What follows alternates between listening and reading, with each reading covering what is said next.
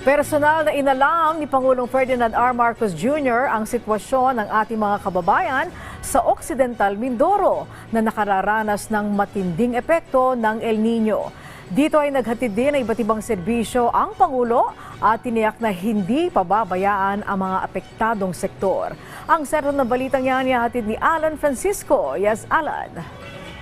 Angelique, mainit man ang panahon dito sa San Jose, Occidental Mindoro, pero hindi nito napigilan si Pangulong Ferdinand R. Marcos Jr. para bumisita rito. 5 yung naging aktibidad dito ni Pangulong Marcos. Una, yung site inspection niya sa sakahan sa Sitio San Carlos sa Barangay Central kung saan personal niyang nakita ang epekto ng El Nino. Nakausap niya, Angelique, yung mga magasaka kung saan tiniyak niya yung tulong ng gobyerno. Sunod na aktibidad ng Pangulo ay ang bagong Pilipinas Servisyo Fair at kadiwa ng Pangulo. Kapansin-pansin dito yung magiliw na pagsalubong kay President Marcos ng mga residente. Sa bagong Pilipinas Fair, Angelique, naroon ang iba't ibang ahensya ng pamahalaan na nagbibigay serbisyo sa mga taga rito. Sa kadiwa ng Pangulo, ibinibenta naman yung mga produkto sa mas abot kayang halaga, lalo na yung mga agricultural products. Sunod namang dumiretso si President Marcos sa distribusyon ng ayuda sa mga benepisyaryo.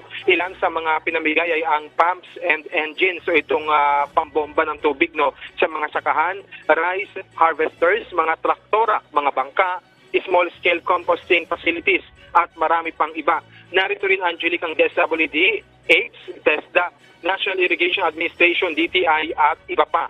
Matapos ito ay pinangunahan na ni Pangulong Marcos ang situational briefing kung saan nakausap niya yung mga lokal na opisyal dito. Ilang sa na-raise sa briefing ay ang problema sa supply ng kuryente at yung mahal na presyo nito. Ang naisip na solusyon dito ng Pangulo ay ang paglilink na Occidental Mindoro sa ibang probinsya na may sobrang electricity supply. May nag-raise din, Angelique, tungkol sa mga indigenous people na hindi nisasama sa DSWD-X program dahil hinahanapan pa ng iba't ibang mga requirements, kaya inuutos ng Pangulo sa DSWD na gawan ng paraan upang maayos ito. Na-bring up din, Angelique, ang tungkol sa water irrigation sa lalawigan. May town hall meeting din kung saan may nabigyan ng pagkakataon ang mga residente na mag-raise ng kanilang concern sa Pangulo. May isang nga rito talagang ready yung kanyang proposal para sa kanilang programa na inaabot niya mismo kay Pangulong Marcos. Nagkaroon din, Angelique, ng ambush interview kay Pangulong Marcos. Ilan sa napag-usapan ang tungkol sa problema sa mahal na kuryente sa Occidental Mindoro. Ang agarang solusyon na nakikita ng Pangulo ang paglalagay ng solar energy. Natanong din sa Pangulo ang tungkol sa naging pahayag ni First Lady Liza Marcos at Vice President at Education Secretary Sara Duterte. Sabi ni Pangulong Marcos, wala siyang nakikitang dahilan para palitan si VP Sara bilang kalihim ng kagawaran ng edukasyon.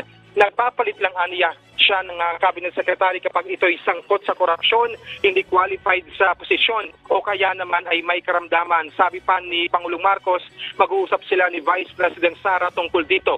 Dagdag ng Pangulo, Angelique, swerte siya sa kanyang may bahay na si First Lady Liza Marcos dahil protective ito sa kanya.